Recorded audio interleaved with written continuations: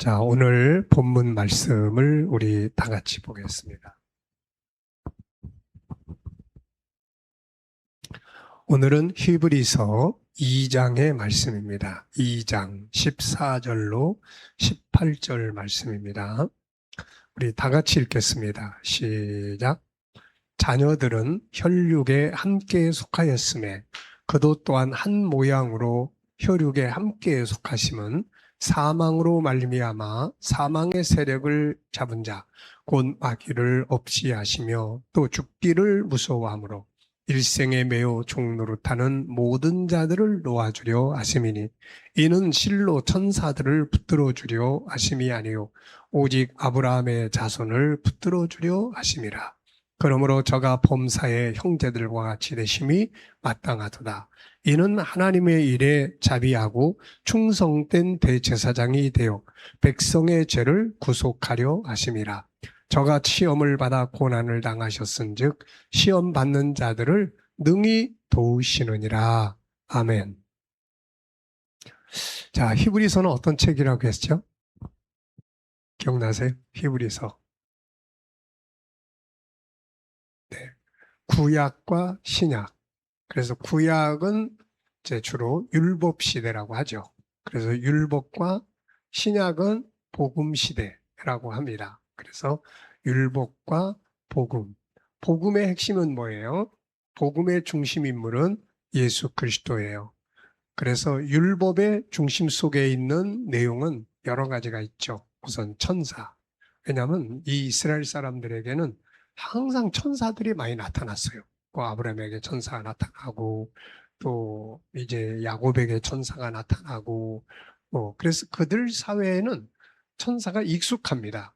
그러다 보니까 천사가 능력 있는 존재, 하나님의 대표, 대리자 막 이런 개념들이 있다 보니까 천사를 막 숭배하는 일까지 생긴 거죠. 그래서 천사. 그 다음에 또 율법 속에 뭐가 있어요? 율법을 받은 사람. 누구냐면은 모세입니다. 모세. 그리고 이제 율법의 중심 제도는 제사 제도예요. 그러다 보니까 제사장, 또 제사 방법, 그리고 제사 지내는 성막. 네, 이런 것들이 율법 속의 중심적인 부분들이에요. 그래서 이제 이 사도 바울이 이 히브리인들, 그러니까 유대교에서 기독교로 돌아온 이 사람들이 다시 돌아가려고 하니까 그러면 어떻게 해야 이 사람들을 율법으로 다시 돌아가지 않게 할 수 있겠느냐 해서 그들이 가지고 있었던 원래 종교. 우리나라는 원래 종교가 뭐예요? 하나는 샤머니즘이고 하나는 유교, 불교 이런 것들이에요. 그래서 우리도 예수 믿다가 마음에 안 들면은 다시 어디로 돌아가요? 안 믿는 무신론으로 간다든지 아니면 불교로 간다든지 이런 경우들도 많이 생기죠, 이게. 그래서 이 사도 바울이 율법의 핵심적인 내용들을 비교를 쫙 한다고 그랬죠. 그래서 1장, 2장은 천사와 예수님을 비교해서 천사의 예수님의 위대성을 설명하는 거예요. 그리고 이제 3장, 4장은 모세와 예수 그리스도를 비교를 하고 모세는 똑같이 다 하나님을 위해서 일을 했지만 모세는 하나님의 집의 종이잖아요. 종으로 일했고 예수님은 아들로 일을 하시는 것. 그러니까 그 다음에 보면 이제 그래서 5장, 6장, 7장은 제사장 제도예요. 그래서 아론과 예수 그리스도 구약의 제사장은 다 레위인에서 왔는데 예수님은 레위 지파가 아닌 특별한 방법, 성령으로 잉태하셔서 하늘로부터 직접 오신 분, 이제 이런 비교를 하는 거예요. 그리고 이제 8장, 9장은 제사제도, 구약의 제사제도는 매일 갈 때마다 양 잡고 소 잡고 했는데 이게 계속 반복됐다. 그런데 예수님은 단 한 번의 죽으심으로 완전하게 우리를 이제 의롭게 하셨다 하는 제사제도. 그리고 이제 제사를 지내는 곳이 성막이니까 바로 이 성막, 이 땅에 있는 성막은 하늘의 나라의 모형이에요.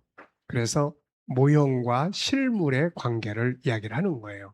그래서 하나님은 하늘의 예루살렘 성에 계시고 하늘의 수도는 새 예루살렘 성인데 그 안에 계시는 삼위일체 하나님의 모형을 성막 안에다가 만들어 놓고 그 성막에 가서 하나님께 예배를 드리고 제사를 지내고 섬겼던 거죠.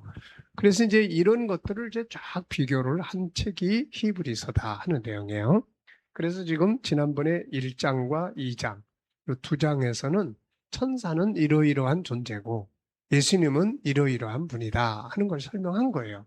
그러면서 이제 여기서는 이제 어떤 사람이 이제 이렇게 이야기하는 거예요. 아, 예수는 이 육체를 입고 있었기 때문에 천사보다 좀 연약한 존재 아니냐. 이제 이런 반론이 있단 말이에요. 그러니까 육체를 입은 지금 현재 우리도 뭐예요? 육체를 입고 있기 때문에 천사보다 우리가 강해요, 약해요? 천사는 영적 존재이기 때문에 힘으로 하면 우리가 더 약하죠. 네. 그래서 이제 누가 또 그러는 거죠. 이제 예수님이. 아, 저 예수는 육체를 가지고 있던 약한 사람인데 어떻게 천사보다 더 강할 수 있느냐. 요 이야기가 이제 나온 거죠.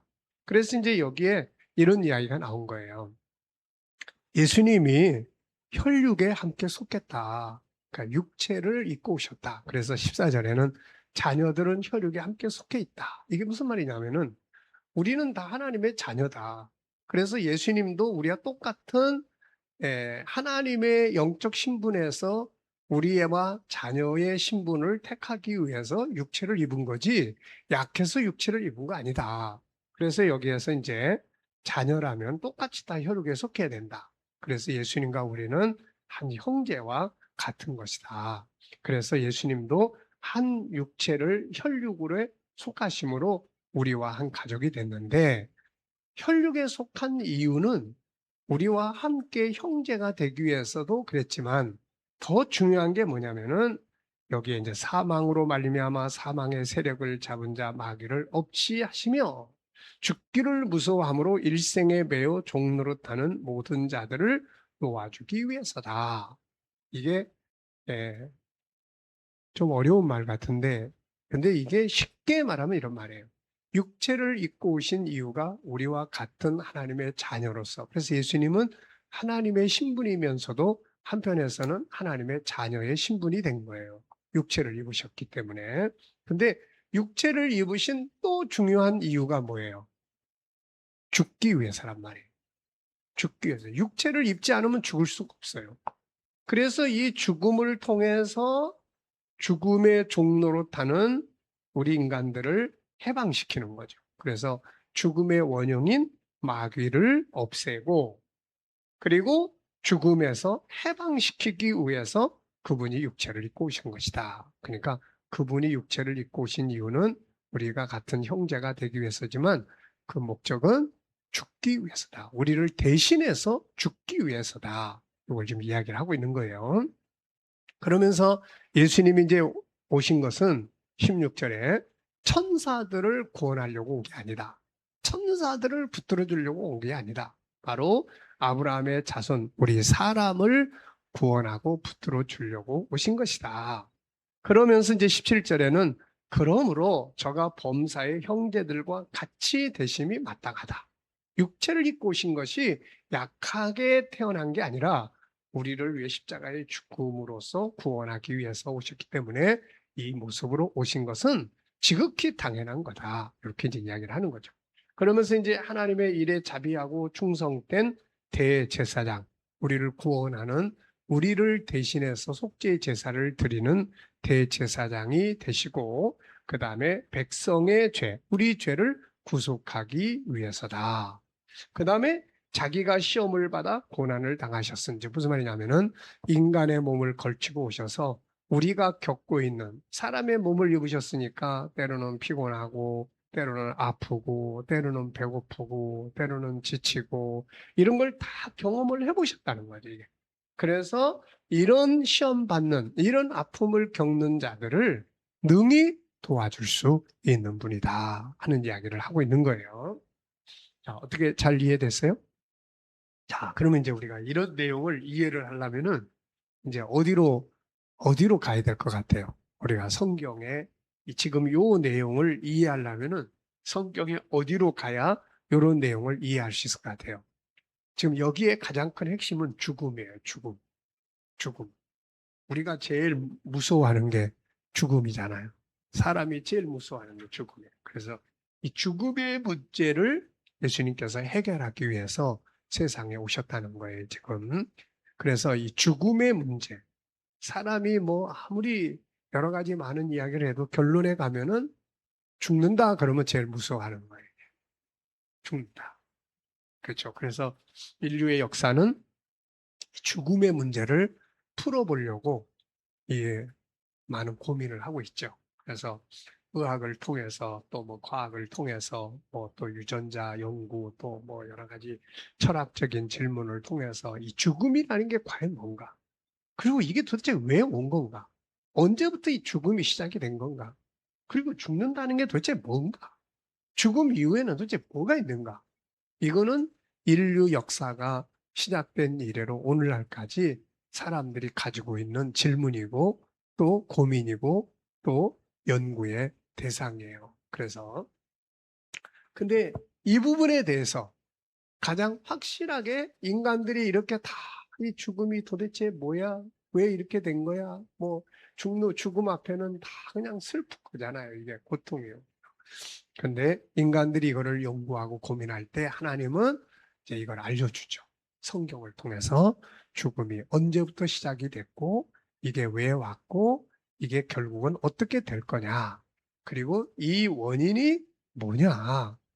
우리는 이 원인을 육체적인 입장에서 자꾸 찾아요.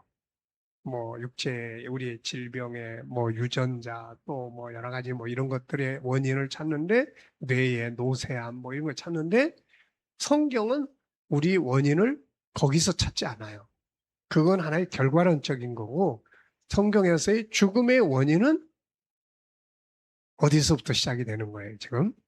창세기 3장에서부터 죽음이 선고가 되고 시작이 되는 거예요. 그래서 사도 바울이 이제 이거를 설명을 하는 책이 로마서인데 로마서는 한 사람이 죄를 범함으로 죽게 되었고 우리가 다 죄인이 돼서 죽음에 이르게 되었다. 죄의 값은 사망이다. 이렇게 이제 설명을 하고 있는 거예요.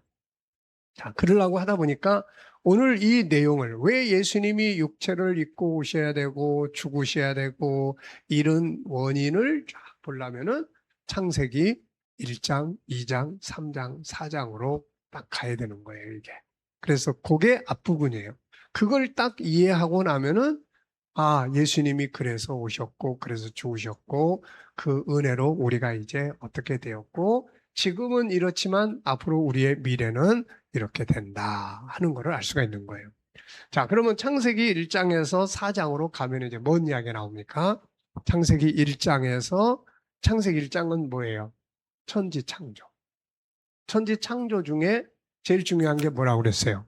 사람 창조. 그래서 하나님이 우리를 그분의 형상대로 만들었다. 그래서 하나님의 형상인 영혼 속에는 5가지의 특징이 있는데 뭐가 있어요? 요일성, 인격성, 거룩성, 사랑성, 그 다음에 영원성. 이 영원성은 뭘 이야기하냐면 인간은 영생하는 존재로 만들어졌다. 그런 말이에요.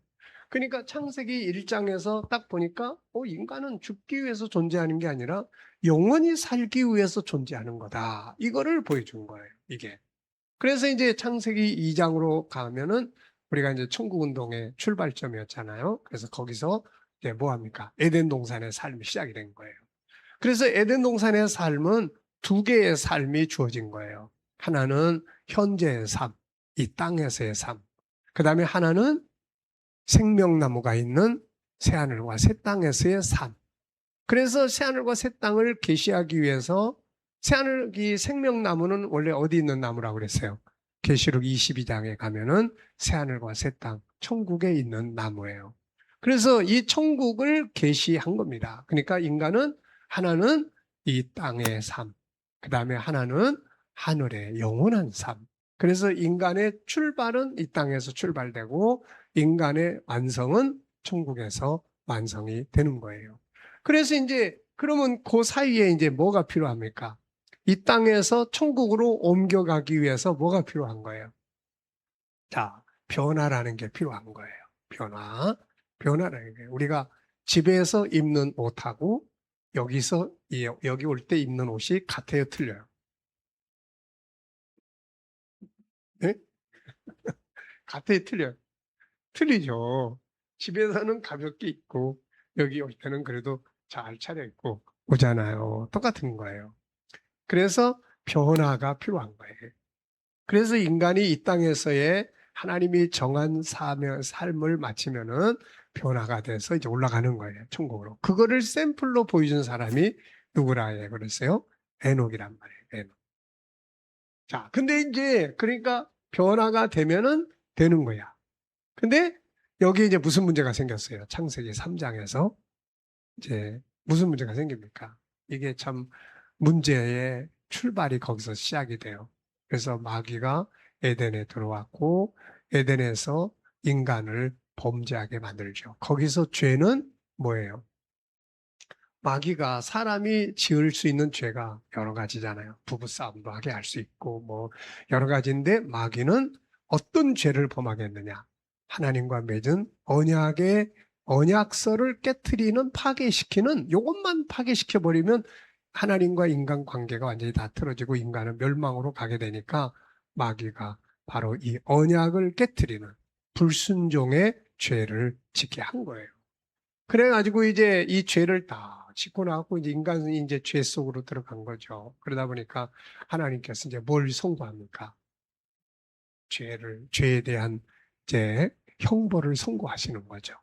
이마에 땀이 흘러야 되고, 해산에 수고가 있어야 되고, 그리고 이제 흙에서 왔으니 흙으로 돌아가고, 죽음이 선언되는 거예요. 그래서 여기서 이제 죽음이 선언되는데, 하나는 인간은 두 가지로 돼 있으니까 당연히 육체의 죽음과 영혼의 죽음이 선언되는 거죠. 그래서 육체의 죽음은 어떻게 됩니까? 이제 흙으로 돌아가는 거. 영혼의 죽음은 생명나무에서 쫓겨나는 거죠. 영생에서 쫓겨나서 영원한 지옥불로 들어가게 되는 거죠. 그래서 이때부터 인간은 죽음이라는 게 시작이 됩니다. 그러니까 뭐 인간이 이 노쇠하고 어떤 여러 가지 원인적인 것들을 우리가 지금 보는 원인들은 다 알고 보면 죄로 말미암아서 온 하나의 중간 결과물들이에요, 이게. 그래가지고 인간은 이제 에덴에서 딱 쫓겨났잖아요. 쫓겨났 뒤에부터는 모든 걸 잃어버리게 된 거죠. 하나님도 잃어버렸고, 하나님을 잃어버리니까 내 자신이 누군지를 잃어버리게 되죠. 그러다 보니까 당연히 죽기는 죽는데, 이게 도대체 왜 죽는 건지 알 수가 없게 된 거죠. 그래서 이때부터 인류의 역사는 도대체 죽음이 뭐지? 왜 죽는 건가? 안 죽을 수 있는 방법은 없나? 그래서 인간은 안 죽는 방법을 찾아가기 시작을 하죠. 그래서 중국의 진시 황제 같은 사람은 이 뭘 찾아서 사람을 보냅니까? 불로초를 찾아서 보내기도 하고 뭐 이런 인류의 역사가 시작이 된 거예요. 자, 그러다 보니까 죽음은 어떻습니까? 본인에게도 고통이에요. 왜냐하면은 이제 영혼과 육체가 원래 하나로 같이 살아야 되는데 이게 이제 분리가 되는 것이 바로 이 아픔이잖아요. 이렇게. 한 덩어리 돼 있는 게 예를 들어서 우리의 지금 살과 이 살 껍데기 뭐예요? 육체의 껍데기, 가죽 이게 서로 분리되면 어떨 것 같아요? 이게 살 껍데기하고 안에 살하고 분리되면 어떨 것 같아요? 잘 모르겠어요. 이게 엄청 아픈 거죠. 고통이에요. 그러니까 영혼과 육체가 분리되는 게 이게 아픔이에요. 그래서 육체 안에 신경 구조가 우리가 암이나 이런 것들이 되면은 결국 신경이 다 죽잖아요.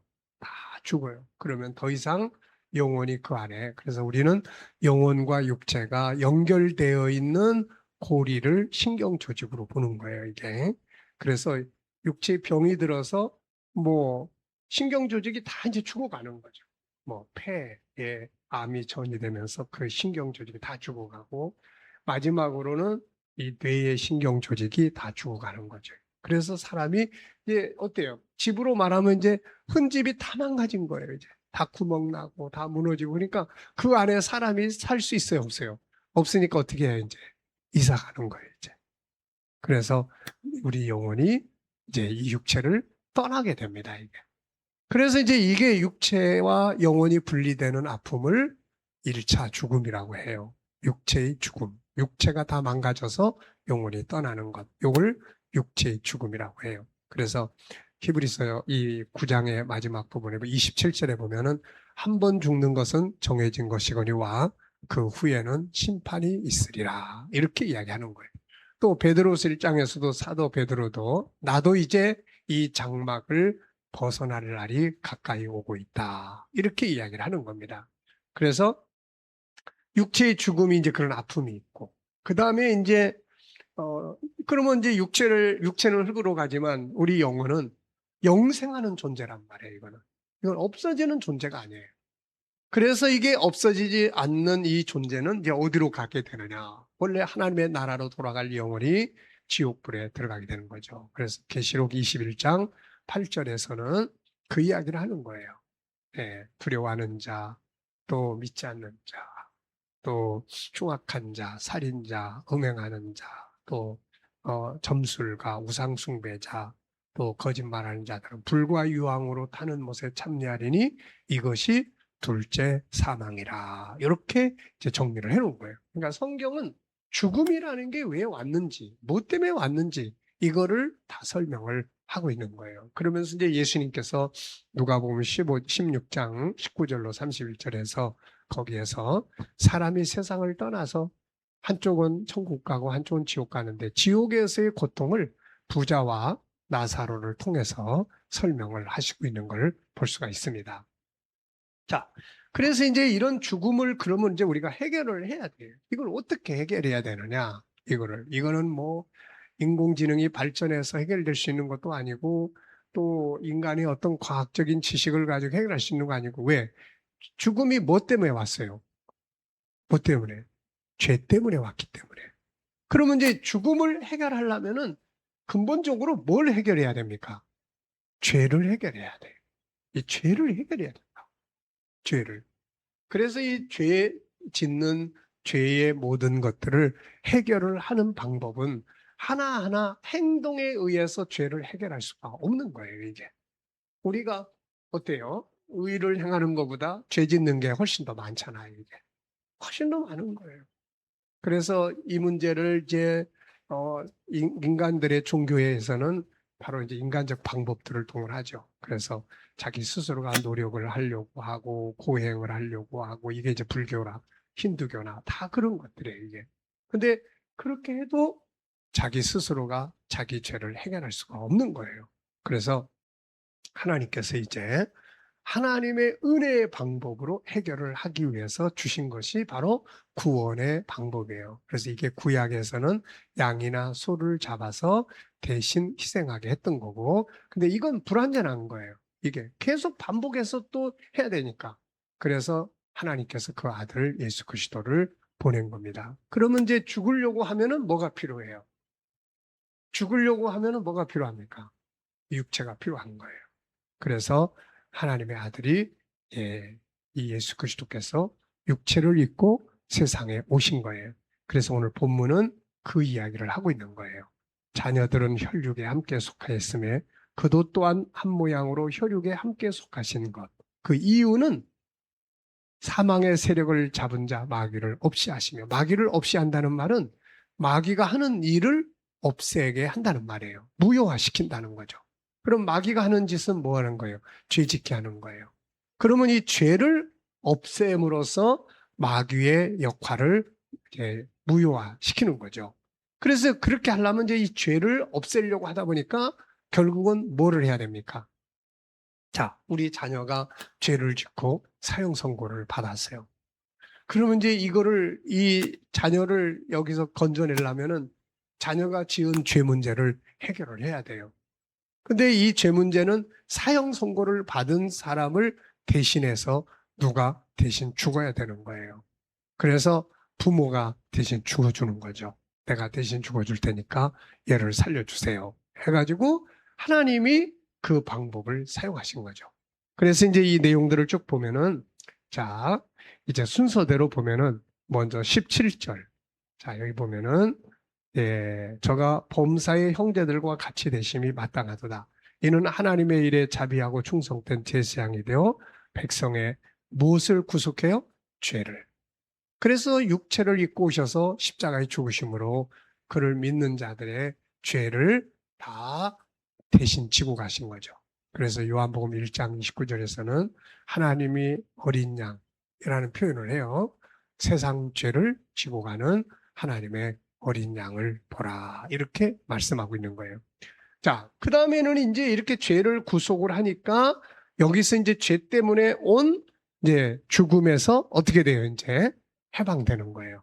그래서 15절에 죽기를 무서워함으로 일생에 매여 죽음에 매여 종로로 타는 자들을 어떻게 해주는 거예요? 놓아주는 거예요.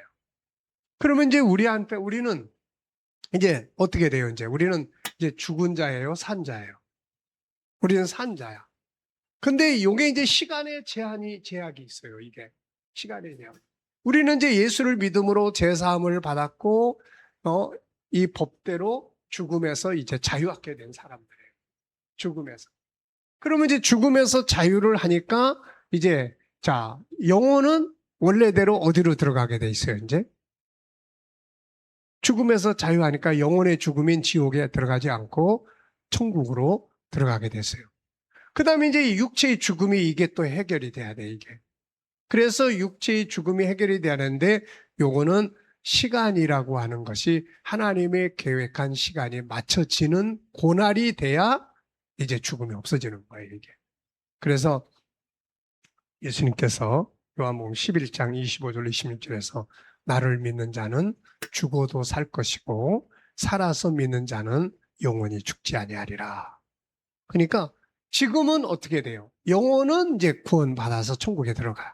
근데 육체의 죽음은 하나님이 정한 요한계시록 20장 그 시간이 올 때까지 우리의 육체의 죽음에서는 법적으로는 넌 이제 산자야 이렇게 됐는데 현실적으로는 이 시간 속에서는 계속해서 이게 우리가 육체를 영원히 떠나야만 되는 육체적 죽음 안에 있게 되고 있는 거예요. 그 대신에 이제 우리는 뭐에 대한 소망을 갖게 돼요, 이제? 바로 천국에 대한 소망을 갖게 되는 거예요. 이 소망이 육체의 죽음도 이기게 되는 거예요. 근데 시간이 탁 차. 그러면은 고린도전서 15장에서 바울이 이제 요 비밀을 쫙 설명하는 거예요. 그래서 고린도전서 15장에서는 이제 일곱째 천사가 나팔을 부는 그날, 그 시간, 하나님의 역사가 끝나는 그 시간이 되면 우리가 다 홀연히 변화할 것이다. 다 이제 우린 변화되는 거예요. 그러니까 우리 예수 믿는 사람들의 간절한 소망은 예수님이 우리 시대에 오시는 거죠. 그럼 제일 좋겠죠. 우리 시대에 예수님이 다 오시면은 우리는 이제 육체와 영혼이 분리되는 죽음을 보지 않는 세대가 되는 거예요, 이게. 그러면 이제 변화돼서 영생의 나라, 하나님의 나라, 에녹처럼 들어가게 되는 거예요. 그래서 그리스도 안에 있는 사람들은 이제 미래가 하나는 육체의 죽음에서 자유하게 되고 영혼은 이제 영혼과 육체가 결합돼서 하나님의 나라에 들어가는 거예요. 그래서 변화와 부활 이거를 성경에서 계속 계시를 하는 거예요. 그래서 변화의 샘플은 누구를 보여주셨어요? 에녹처럼 될 거다. 그 다음에 육체가 영혼이 분리됐던 사람이 다시 합쳐지는 것을 뭐라고 이야기하냐면 부활이라고 이야기를 해요. 그래서 이 부활의 샘플은 누가 된 거예요?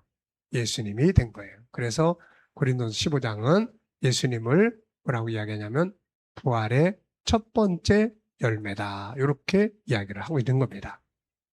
자, 이제 중요한 건 뭐예요, 이제 중요한 건 믿음이에요, 이제. 믿음입니다. 그래서 예수 그리스도의 십자가의 사건, 이게 왜 중요한지.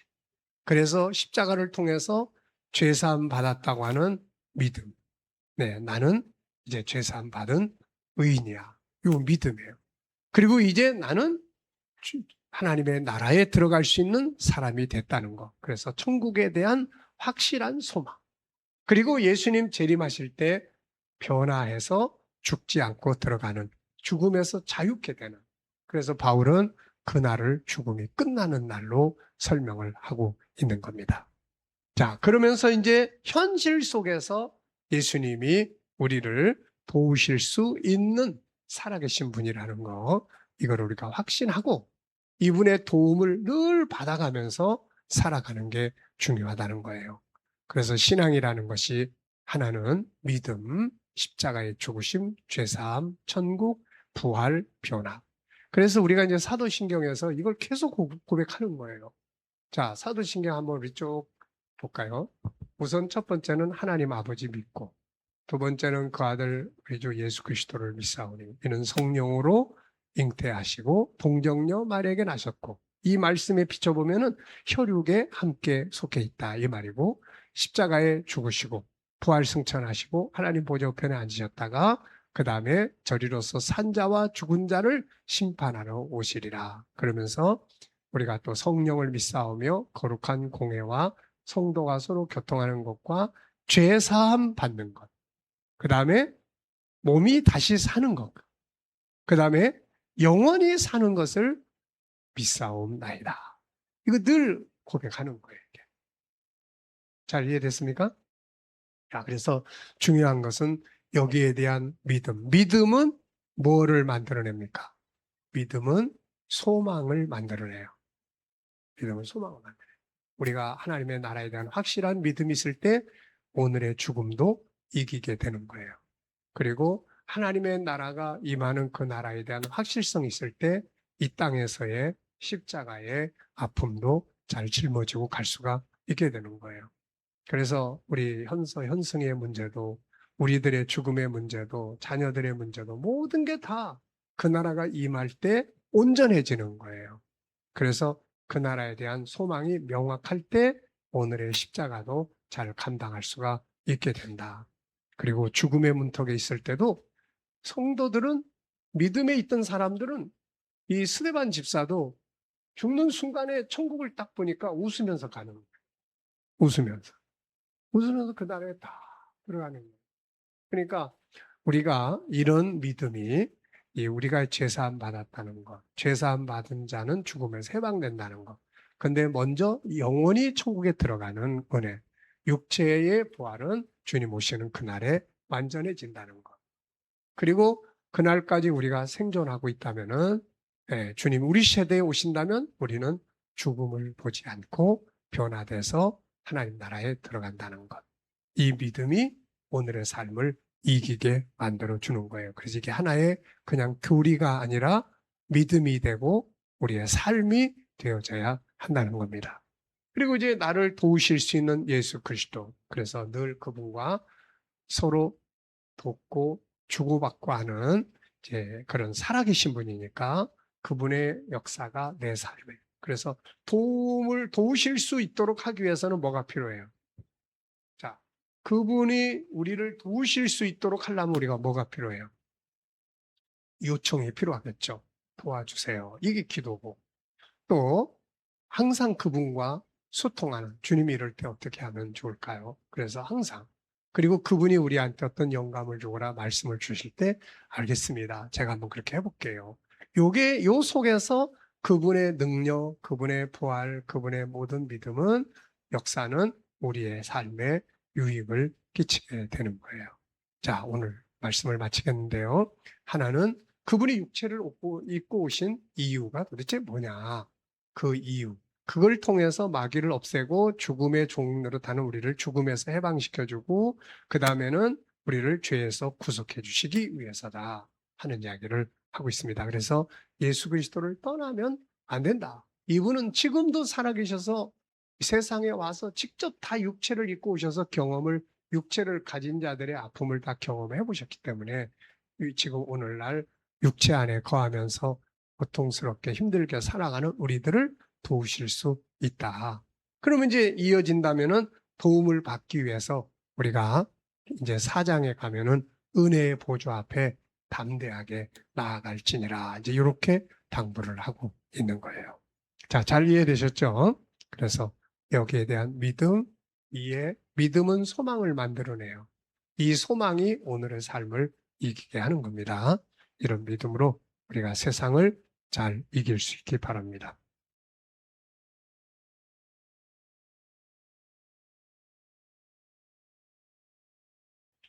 오늘 중급반 2권의 오늘 몇 장이죠? 3장. 자, 3장을 우리 함께 보겠습니다. 중급반 2권은 이제 창세기 2장, 천국의 출발점은 어디라고 그랬어요? 에덴 동산이에요. 하나님이 맨 처음에 우리 사람을 지을 때 사람 속에 영원성을 담아놓은 것은 인간에게 영생의 나라를 깨닫고 계시해 주기 위한 거예요. 그래서 인간은 본능적으로 죽기를 싫어하고 죽음은 창조의 목적이 아니에요. 그래서 영원히 살고 안 죽기를 바라는 겁니다. 그래서 연세 많으신 분들이 맨날 아유 빨리 죽었으면 좋겠다 해도 그러면 빨리 돌아가시죠 그러면은 싫어합니다. 네, 그러니까 사람은 누구나 다 오래오래 영원히 살기를 바라는 거죠. 자, 그래서 천국운동의 이 역사, 영원히 사는 나라는 천국입니다. 그래서 이 천국을 바로 아는 게 중요한데 이 천국의 첫 번째 계시의 장소가 어디라고 그랬어요? 에덴 동산.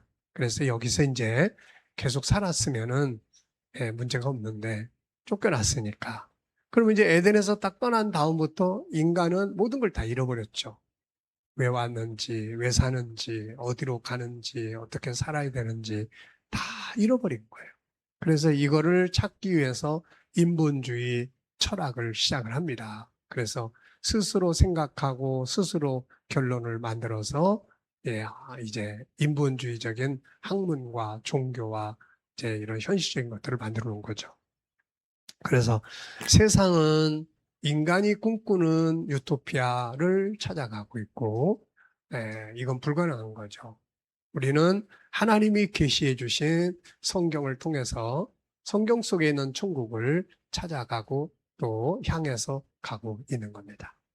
자, 그러면 이제 에덴 동산에서 인간들이 이렇게 잃어버린 에덴을 찾아가고 있을 때 하나님이 계시를 해 주셨는데, 그래서 제2부, 천국운동의 역사 제2부가 시작이 돼요. 그래서 그것은 창세기 3장에서부터 11장까지의 역사입니다. 자, 본문 말씀을 읽어보죠. 창세기 3장 15절.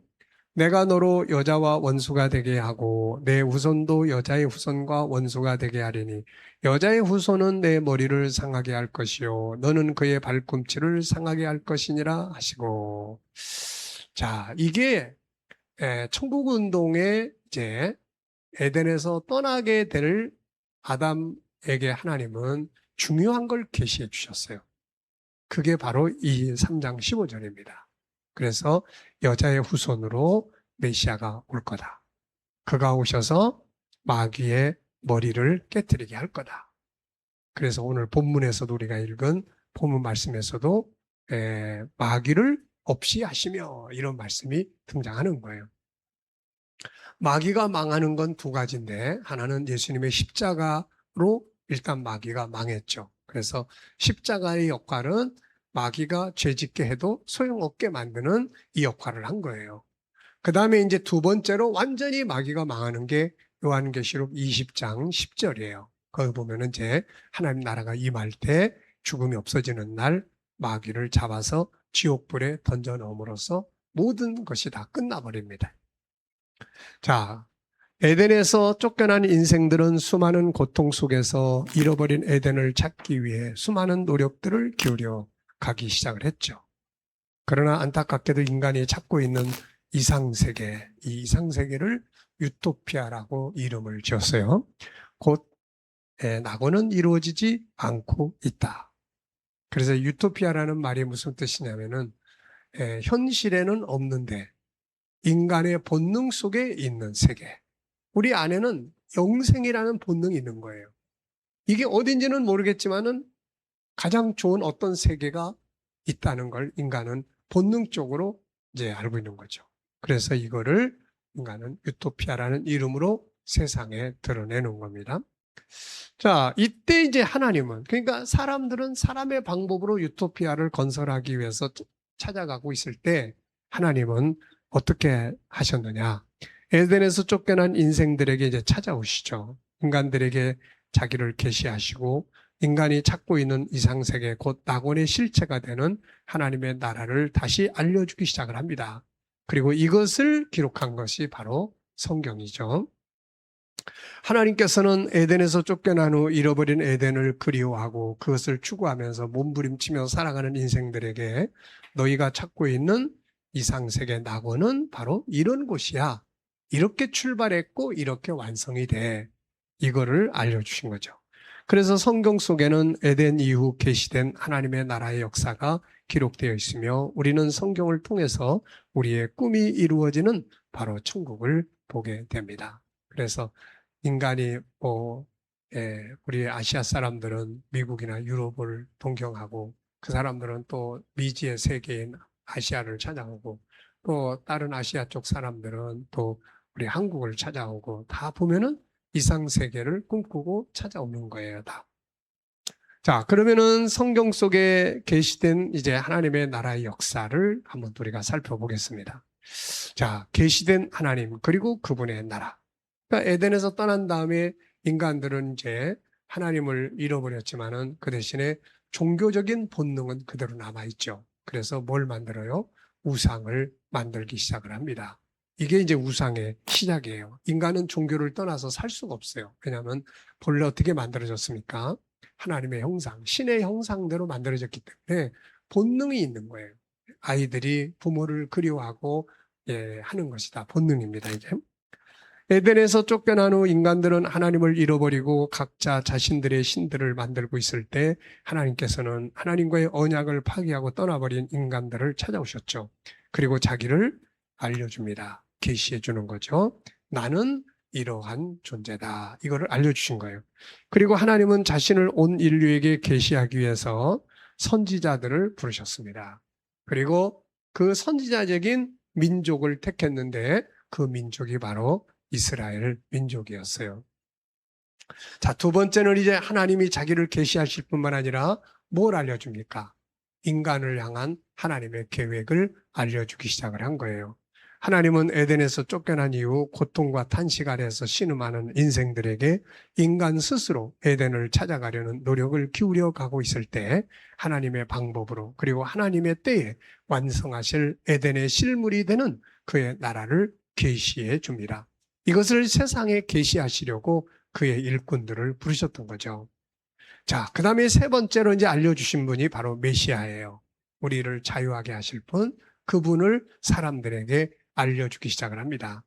하나님께서는 우리 인류를 모든 고통과 탄식에서 자유롭게 하실 바로 그분을 계시해 주셨고 보내주셨죠. 오직 이분 한 분 이외에는 인류를 고통과 탄식에서 건져낼 수 있는 분이 없죠. 그분은 바로 예수 그리스도입니다. 그분만이 인류에게 자유를 고통과 탄식에서 해방을 주실 수 있는 거죠.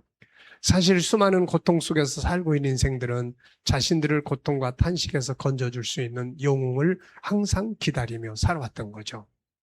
우리가 보면 뭐 슈퍼맨이다, 600만 불의 사나이다, 원더우먼 뭐 이런 것들은 인간이 자기들의 고통과 약함에서 해방시켜줄 어떤 절대적 영웅을 기다리는 인간의 본능에서 나온 작품들이에요.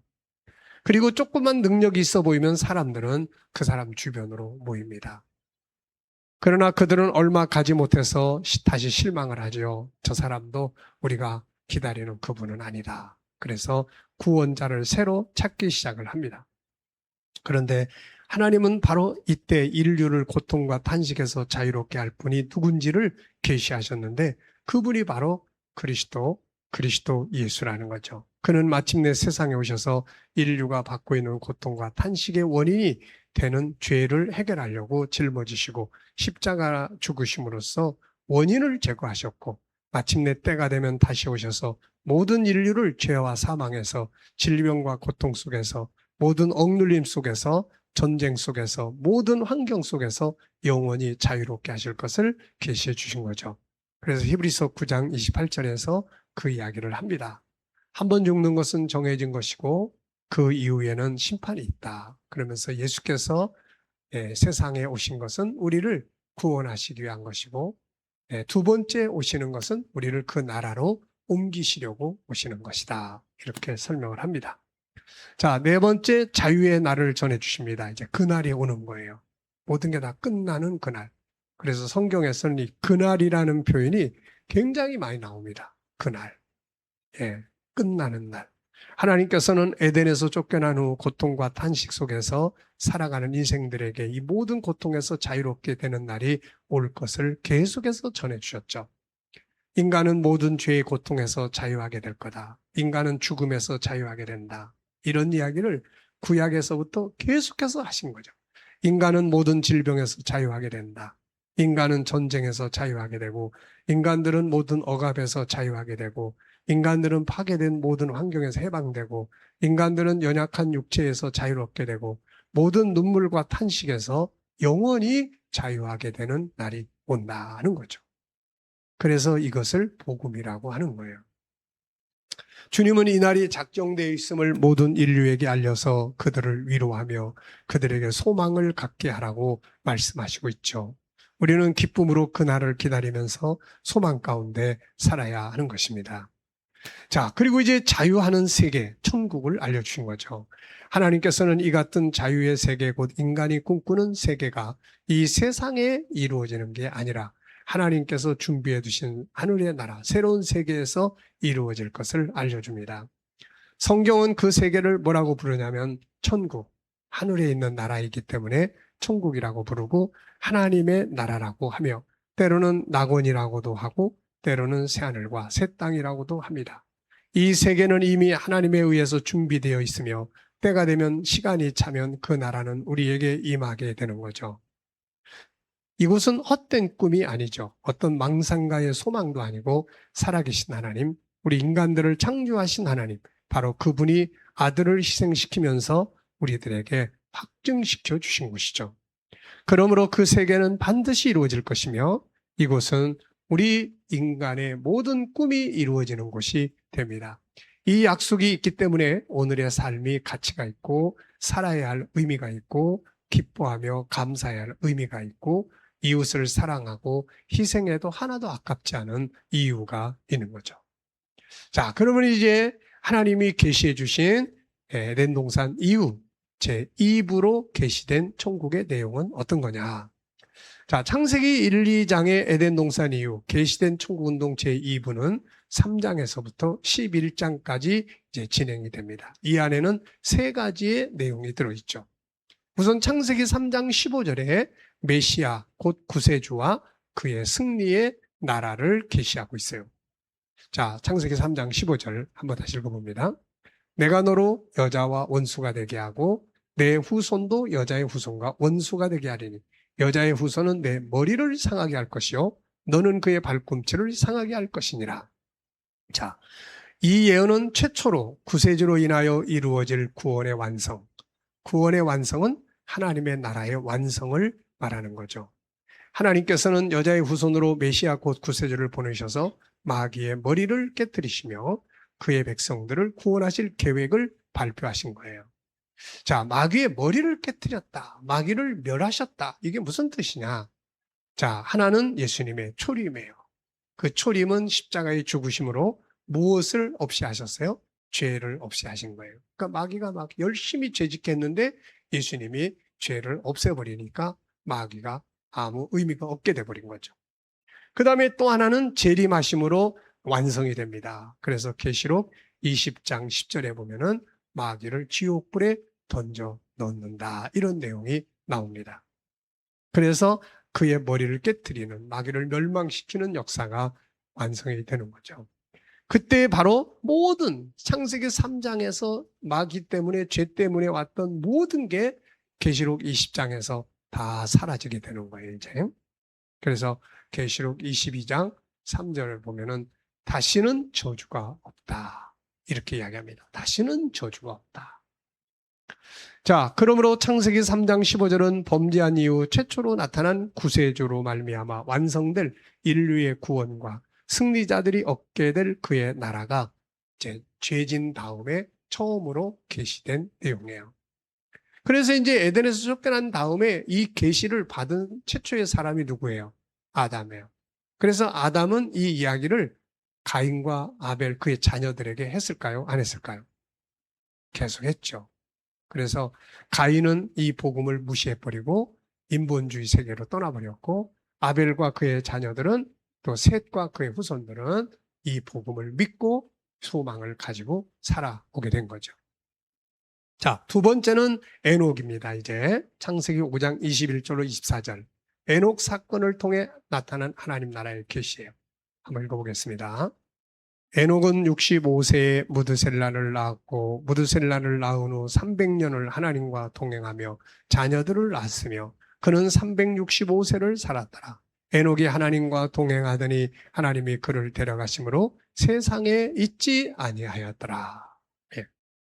에덴에서 쫓겨난 이후 인간은 죽음의 슬픈 역사를 시작하게 되죠. 그래서 계속해서 창세기 5장에 보면은 몇 살에 죽었고 계속 죽은 이야기를 합니다.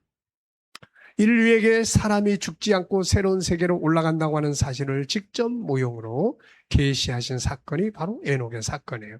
이후에 하나님은 끊임없이 죽음이 없는 세계가 우리에게 올 것을 계시해 주셨죠. 마침내 죽음이 없는 그 나라가 임하는 그날에는 모든 인류가 변화되고 부활하여 죽음이 없는 영원한 삶을 살게 될 것을 계시하고 있습니다. 물론 이 나라는 예수 안에서 구원받은 자들만이 유업으로 얻게 될 것이며, 구원받지 못한 자들은 영원한 형벌, 둘째 사망에 들어가게 되는 거죠. 그러므로 에녹이 죽지 않고 하나님이 그를 데려갔다. 여기서 우리는 뭘 볼 수 있어요? 두 가지. 사람이 죽지 않고 가는 날이 오는구나. 이거를 알 수 있고, 또 하나는 이 땅에서 떠났으면 어디로 갔을까요? 하나님이 데리고 갔다면 어디로 갔어요? 하나님의 나라로 데리고 간 거죠. 그래서 사람이 지구를 떠나면 들어가서 살 곳이 있구나. 이거를 알 수가 있게 된 거예요. 그래서 에녹은 두 가지를 계시한 겁니다. 하나는 인간은 죽음을 보지 않고 들어가는 날이 온다. 이걸 계시한 거고, 하나는 세상을 떠나 가야 될 나라, 그 나라가 있다 하는 걸 보여준 거죠. 세 번째 계시의 사건은 노아 홍수 심판입니다. 자, 창세기 9장 1, 2절 읽어보겠습니다. 하나님이 노아와 그 아들들에게 복을 주시며 그들에게 이르시되 생육하고 번성하여 땅에 충만하라. 땅의 모든 짐승과 공중의 모든 새와 땅에 기는 모든 것과 바다의 모든 물고기가 너희를 두려워하며 너희를 무서워하리니 이것들은 너희의 손에 붙였음이니라. 이게 무슨 말이냐면은 홍수 심판 후에 이제 새로운 세계를 노아의 가족이 이제 기업으로 얻은 이야기를 하는 거예요. 창세기 6장에서 9장은 노아 홍수 심판에 대한 사건을 기록합니다. 그런데 이 사건을 신약에서 굉장히 많이 인용해 하고 있어요. 노아 홍수 사건을. 예수님께서도 그의 재림의 때를 말씀하실 때에 노아의 사건을 인용하셨고, 베드로도 이 사건을 인용을 했다. 특별히 베드로서 3장 3절로 13절까지 해서 이 사건을 신약의 마지막 때 있게 될 불심판과 그 후에 임하실 새하늘과 새 땅의 모형적인 사건으로 설명하고 있습니다. 자, 노아는 다 심판받고 나서 방주로 나와가지고, 그래서 이 방주는 구원자 예수 그리스도의 모형이고, 그 다음에 방주에서 나와가지고 새로운 세계를 이제 다 기업으로 받은 거죠. 그때 기분이 어땠을 것 같아요? 다 죽고 가족들이 다 방주에서 나와가지고 새로운 세계를 보는 이 장면. 네. 자, 특별히 베드로서 3장 3절로 13절까지 해서 이 사건을 신약의 마지막 때 있게 될 불심판. 그러니까 구약은 물심판이 있었고 신약은 불심판이 있는 거예요. 그 후에 임하실 새하늘과 새 땅의 모형적 사건으로 설명하고 있습니다. 당시에 세상은 물로 심판을 받았지만 장차 세상은 불로 심판하실 것이며, 당시에 방주를 통해서 구원받은 노아의 그의 가족들이 그 후에 시작된 새로운 세계를 유업으로 받은 것처럼 불심판 이후에 나타날 새하늘과 새 땅을 성도들이 유업으로 받게 될 것임을 설명하고 있습니다. 자, 베드로서 3장 12절 13절 시작. 하나님의 날이 임하기를 바라보고 간절히 사모하라. 그날에 하늘이 불에 타서 풀어지고 물질이 뜨거운 불에 녹아지려니와 우리는 그의 약속대로 의가 있는 곳인 새 하늘과 새 땅을 바라보도다. 아멘. 여기에 들어가는 것이 인생의 성공이죠. 노아의 가장 행복은 노아의 가족이 다 같이 아들 셋, 며느리 셋, 부인, 남편. 그래서 온 가족이 다 방주에 들어가 구원을 받았다는 거죠. 그래서 이 노아의 가정은 구원의 모델입니다. 이처럼 에덴 동산에서 쫓겨난 이후에 하나님께서는 인류가 죄와 죽음에서 구원받게 될 것과 나아가서는 이 세상이 아닌 새로운 세계 곧 하나님의 나라로 들어가게 될 것을 다양한 방법으로 계시하신 것을 볼 수 있습니다. 복습. 오늘 말씀을 우리가 나누면서 뭐가 가장 중요한 것 같아요?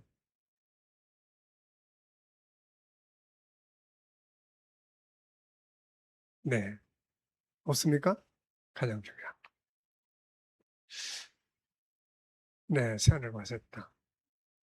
인간이 영생하는 존재로 만들어졌다는 거. 이게 참 중요한 것 같아요, 이게. 자, 두 번째, 에덴에서 추방된 이후 하나님께서 사람들에게 계시하신 건 뭐죠? 우선 하나님을 알려주시기 시작했고, 나는 이런 존재다. 그 다음에 하나님의 계획을 알려주셨는데, 구원자도 알려주시고, 구원의 계획도 알려주시고, 천국도 알려주시고 그런 거죠. 자, 에덴 동산 이후 계시된 천국운동 제2부의 내용은 무엇일까요? 자, 2부는 창세기 3장에서부터 11장까지. 1부는 어디에 있어요? 창세기 1장, 2장. 그래서 천국이 맨 처음에는 어디에 있었습니까?